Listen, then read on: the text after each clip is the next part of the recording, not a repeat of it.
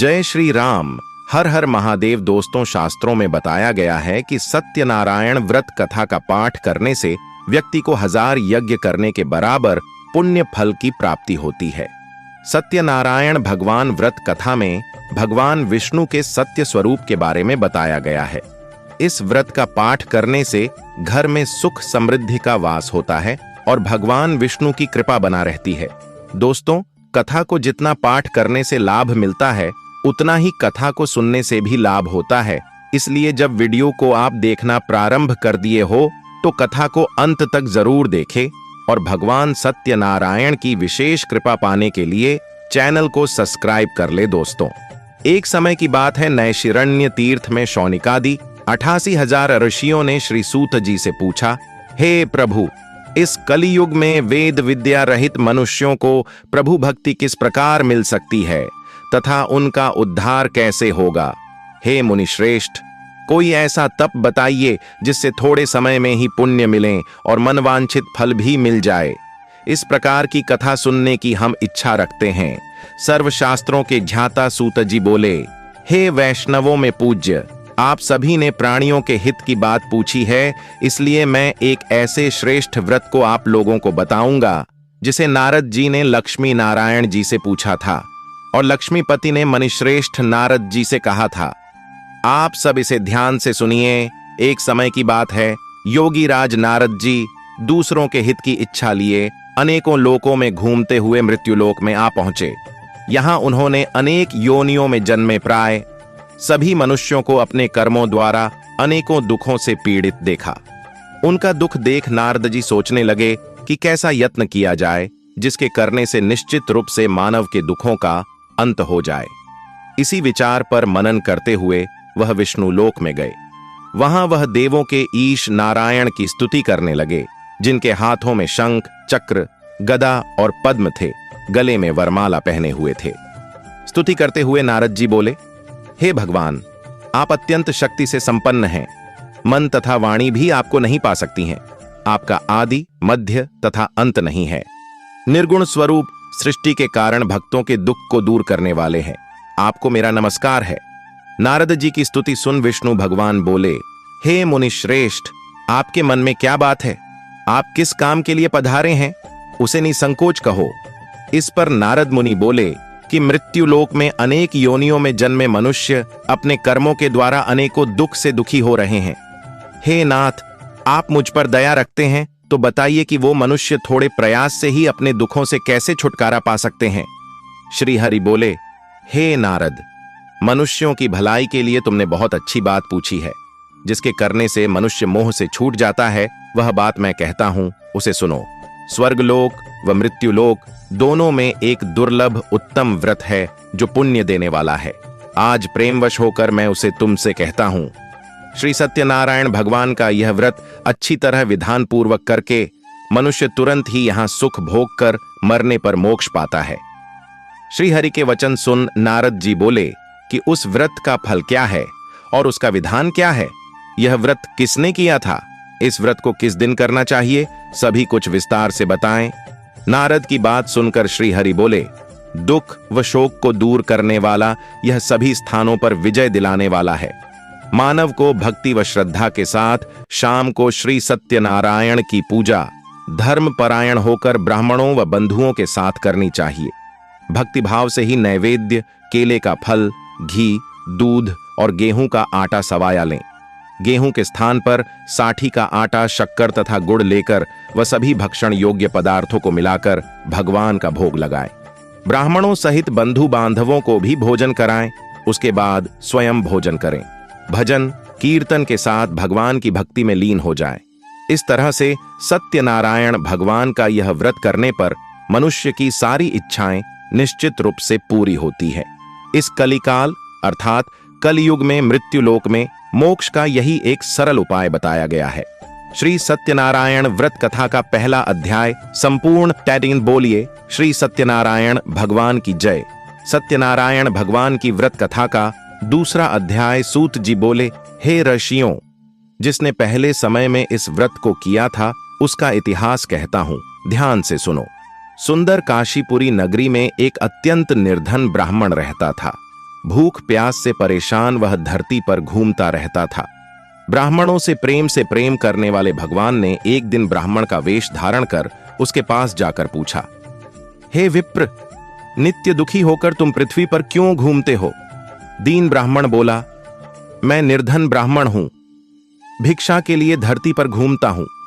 हे भगवान, यदि आप इसका कोई उपाय जानते हो तो बताइए। वृद्ध ब्राह्मण कहता है कि सत्यनारायण भगवान मनोवांछित फल देने वाले हैं, इसलिए तुम उनका पूजन करो। इसे करने से मनुष्य सभी दुखों से मुक्त हो जाता है। वृद्ध ब्राह्मण बनकर आए सत्यनारायण भगवान उस निर्धन ब्राह्मण को व्रत का सारा विधान बताकर अंतर्धान हो गए। ब्राह्मण मन ही मन सोचने लगा कि जिस व्रत को वृद्ध ब्राह्मण करने को कह गया है, मैं उसे जरूर करूंगा। यह निश्चय करने के बाद उसे रात में नींद नहीं आई। वह सवेरे उठकर सत्यनारायण भगवान के व्रत का निश्चय कर भिक्षा के लिए चला गया। उस दिन निर्धन ब्राह्मण को भिक्षा में बहुत धन मिला, जिससे उसने बंधु बांधवों के साथ मिलकर श्री सत्यनारायण भगवान का व्रत संपन्न किया। भगवान सत्यनारायण का व्रत संपन्न करने के बाद वह निर्धन ब्राह्मण सभी दुखों से छूट गया और अनेक प्रकार की संपत्तियों से युक्त हो गया। उसी समय से यह ब्राह्मण हर माह इस व्रत को करने लगा। इस तरह से सत्यनारायण भगवान के व्रत को जो मनुष्य करेगा, वह सभी प्रकार के पापों से छूटकर मोक्ष को प्राप्त होगा। जो मनुष्य इस व्रत को करेगा, वह भी सभी दुखों से मुक्त हो जाएगा। सूत जी बोले कि इस तरह से नारद जी से नारायण जी का कहा हुआ श्री सत्यनारायण व्रत को मैंने तुमसे कहा। हे विप्रो, मैं अब और क्या कहूं? आर्षि बोले, हे मुनिवर, संसार में उस विप्र से सुनकर और किस किस ने इस व्रत को किया, हम सब इस बात को सुनना चाहते हैं। इसके लिए हमारे मन में श्रद्धा का भाव है। सूत जी बोले, हे मुनियों, जिसने इस व्रत को किया है वे सब सुनो। एक समय वही विप्र धन व ऐश्वर्य के अनुसार अपने बंधु बांधवों के साथ इस व्रत को करने को तैयार हुआ। उसी समय एक लकड़ी बेचने वाला बूढ़ा आदमी आया और लकड़ियां बाहर रखकर अंदर ब्राह्मण के घर में गया। प्यास से दुखी वह लकड़हारा उनको व्रत करते देख विप्र को नमस्कार कर पूछने लगा कि आप यह क्या कर रहे हैं? तो उन्होंने बताया कि व्रत कर रहा हूं तथा इसे करने से क्या फल मिलेगा, कृपया मुझे भी बताएं। ब्राह्मण ने कहा कि सब मनोकामनाओं को पूरा करने वाला यह सत्यनारायण भगवान का व्रत है। इनकी कृपा से ही मेरे घर में धन धान्य आदि की वृद्धि हुई है। विप्र से सत्यनारायण व्रत के बारे में जानकर लकड़हारा बहुत प्रसन्न हुआ। चरणामृत लेकर वह प्रसाद खाने के बाद वह अपने घर गया। लकड़हारे ने अपने मन में संकल्प किया कि आज लकड़ी बेचने से जो धन मिलेगा, उसी से श्री सत्यनारायण भगवान का उत्तम व्रत करूंगा। मन में इस विचार को ले बूढ़ा आदमी सिर पर लकड़ियां रख उस नगर में बेचने गया जहां धनी लोग ज्यादा रहते थे। उस नगर में उसे अपनी लकड़ियों का दाम पहले से 4 गुना अधिक मिलता है।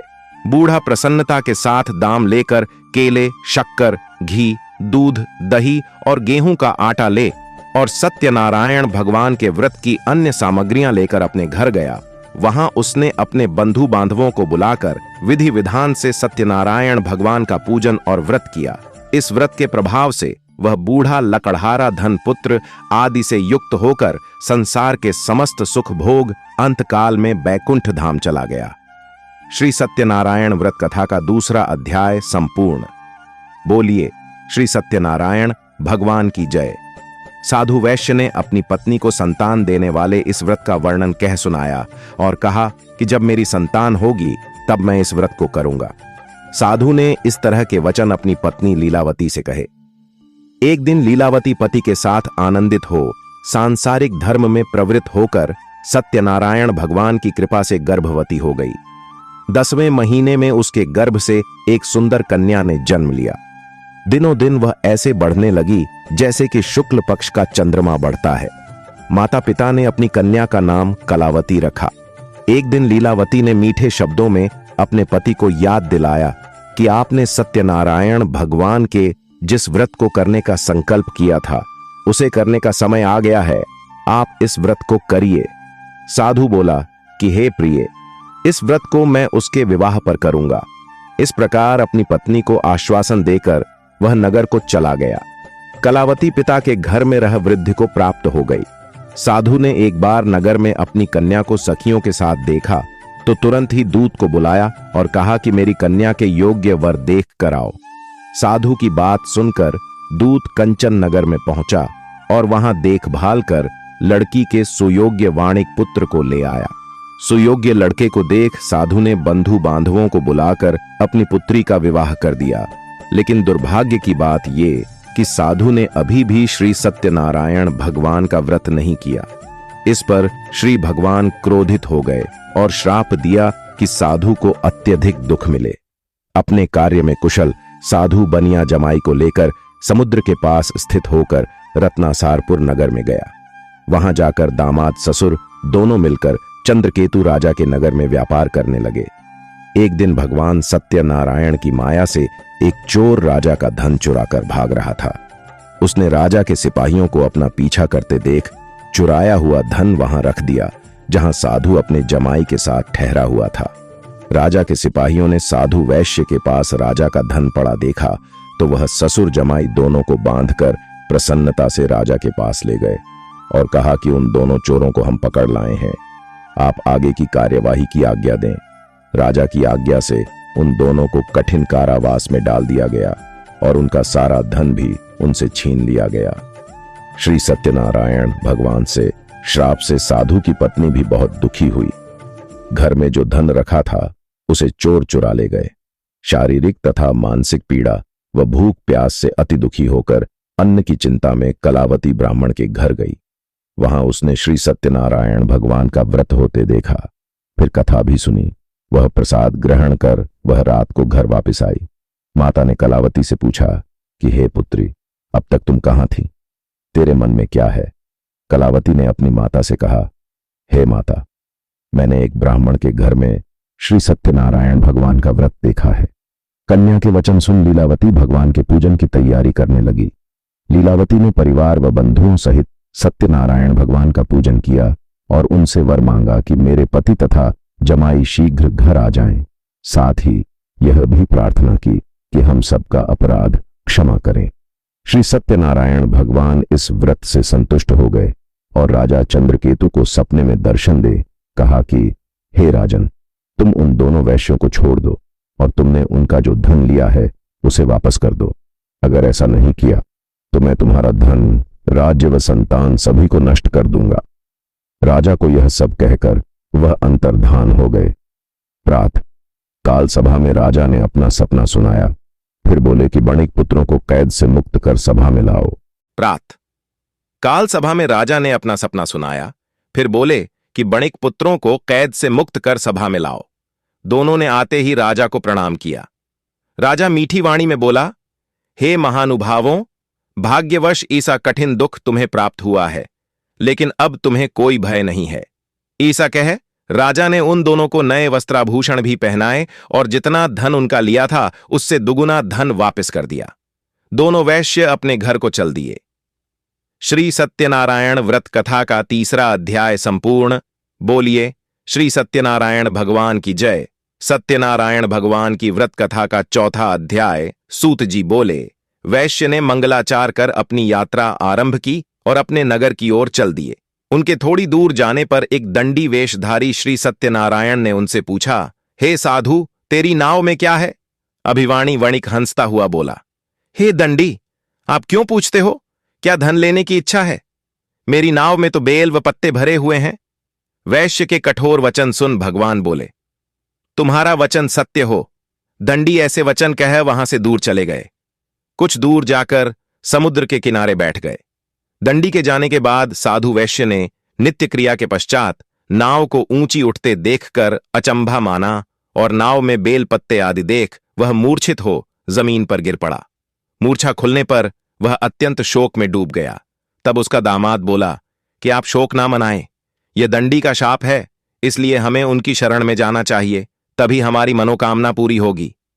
दामाद की बात सुनकर वह दंडी के पास पहुंचा और अत्यंत भक्तिभाव नमस्कार करके बोला, मैंने आपसे जो जो असत्य वचन कहे थे उनके लिए मुझे क्षमा दें। ऐसा कहकर महान शोकातुर हो रोने लगा। तब दंडी भगवान बोले, हे वणिक पुत्र, मेरी आज्ञा से बार बार तुम्हें दुख प्राप्त हुआ है, तू मेरी पूजा से विमुख हुआ। साधु बोला, हे भगवान, आपकी माया से ब्रह्मा आदि देवता भी आपके रूप को नहीं जानते, तब मैं अज्ञानी कैसे जान सकता हूं? आप प्रसन्न होइए, अब मैं सामर्थ्य के अनुसार आपकी पूजा करूंगा। मेरी रक्षा करो और पहले के समान नौका में धन भर दो। साधु वैश्य के भक्तिपूर्वक वचन सुनकर भगवान प्रसन्न हो गए और उसकी इच्छानुसार वरदान देकर अंतर्धान हो गए। ससुर जमाई जब नाव पर आए तो नाव धन से भरी हुई थी। फिर वहीं अपने अन्य साथियों के साथ सत्यनारायण भगवान का पूजन कर अपने नगर को चल दिए। जब नगर के नजदीक पहुंचे तो दूत को घर पर खबर करने के लिए भेज दिया। दूत साधु की पत्नी को प्रणाम कर कहता है कि मालिक अपने दामाद सहित नगर के निकट आ गए हैं। दूत की बात सुन साधु की पत्नी लीलावती ने बड़े हर्ष के साथ सत्यनारायण भगवान का पूजन कर अपनी पुत्री कलावती से कहा कि मैं अपने पति के दर्शन को जाती हूं, तू कार्य पूर्ण कर शीघ्र आ जा। माता के ऐसे वचन सुन कलावती जल्दी में प्रसाद छोड़ अपने पति के पास चली गई। प्रसाद की अवज्ञा के कारण श्री सत्यनारायण भगवान रुष्ट हो गए और नाव सहित उसके पति को पानी में डुबो दिया। कलावती अपने पति को वहां ना पाकर रोती हुई जमीन पर गिर गई। नौका को डूबा हुआ देख व कन्या को रोता देख साधु दुखी होकर बोला कि हे प्रभु, मुझसे तथा मेरे परिवार से जो भूल हुई है उसे क्षमा करें। साधु के दीन वचन सुनकर श्री सत्यनारायण भगवान प्रसन्न हो गए और आकाशवाणी हुई, हे साधु, तेरी कन्या मेरे प्रसाद को छोड़कर आई है, इसलिए उसका पति अदृश्य हो गया है। यदि वह घर जाकर प्रसाद खाकर लौटती है तो इसे इसका पति अवश्य मिलेगा। ऐसी आकाशवाणी सुन कलावती घर पहुंचकर प्रसाद खाती है और फिर आकर अपने पति के दर्शन करती है। उसके बाद साधु अपने बंधु बांधवों सहित श्री सत्यनारायण भगवान का विधि विधान से पूजन करता है। इस लोक का सुख भोग वह अंत में स्वर्ग जाता है। श्री सत्यनारायण व्रत कथा का 4था अध्याय संपूर्ण। बोलिए श्री सत्यनारायण भगवान की जय। सत्यनारायण भगवान की व्रत कथा का 5वां अध्याय। सूत जी बोले, हे ऋषियों, मैं और भी एक कथा सुनाता हूं, उसे भी ध्यानपूर्वक सुनो। प्रजापालन में लीन तुंगध्वज नाम का एक राजा था। उसने भी भगवान का प्रसाद त्याग कर बहुत ही दुख सहन किया। एक बार वन में जाकर वन्य पशुओं को मारकर वह बड़ के पेड़ के नीचे आया। वहां उसने ग्वालों को भक्तिभाव से अपने बंधुओं सहित सत्यनारायण भगवान का पूजन करते देखा। अभिमानवश राजा ने उन्हें देखकर भी पूजा स्थान में नहीं गया और ना ही उसने भगवान को नमस्कार किया। ग्वालों ने राजा को प्रसाद दिया, लेकिन उसने वह प्रसाद नहीं खाया और प्रसाद को वहीं छोड़ वह अपने नगर को चला गया। जब वह नगर में पहुंचा तो वहां सब कुछ तहस नहस हुआ पाया तो वह शीघ्र ही समझ गया कि यह सब भगवान ने ही किया है। वह दोबारा ग्वालों के पास पहुंचा और विधि पूर्वक पूजा करके प्रसाद खाया तो श्री सत्यनारायण भगवान की कृपा से सब कुछ पहले जैसा हो गया। दीर्घ काल तक सुख भोगने के बाद मरणोपरांत उसे स्वर्ग लोक की प्राप्ति हुई। जो मनुष्य परम दुर्लभ इस व्रत को करेगा तो भगवान सत्यनारायण की अनुकंपा से उसे धन धान्य की प्राप्ति होगी। निर्धन धनी हो जाता है और भयमुक्त हो जीवन जीता है। संतानहीन मनुष्य को संतान सुख मिलता है और सारे मनोरथ पूर्ण होने पर मानव अंतकाल में बैकुंठ धाम को जाता है। सूत जी बोले, जिन्होंने पहले इस व्रत को किया है अब उनके दूसरे जन्म की कथा कहता हूं। वृद्ध शतानंद ब्राह्मण ने सुदामा का जन्म लेकर मोक्ष की प्राप्ति की। लकड़हारे ने अगले जन्म में निषाद बनकर मोक्ष प्राप्त किया। उल्कामुख नाम का राजा दशरथ होकर बैकुंठ को गए। साधु नाम के वैश्य ने मोरध्वज बनकर अपने पुत्र को आरे से चीरकर मोक्ष पाया। महाराज तुंगध्वज ने स्वयंभू होकर भगवान में भक्तियुक्त हो कर्म कर मोक्ष पाया। श्री सत्यनारायण व्रत कथा का 5वां अध्याय संपूर्ण। बोलिए श्री सत्यनारायण भगवान की जय। दोस्तों, आपने श्री सत्यनारायण भगवान के कथा का बड्ढे चाव से श्रवण किया। इसके लिए सत्यनारायण भगवान की कृपा आपके ऊपर सदैव बनी रहेगी। श्री सत्यनारायण भगवान की विशेष कृपा हेतु वीडियो को सब्सक्राइब कर ले और वीडियो अच्छी लगी हो तो लाइक कर दे और कमेंट बॉक्स में जय श्री सत्यनारायण भगवान की जय अवश्य लिखें। धन्यवाद। जय श्री राम।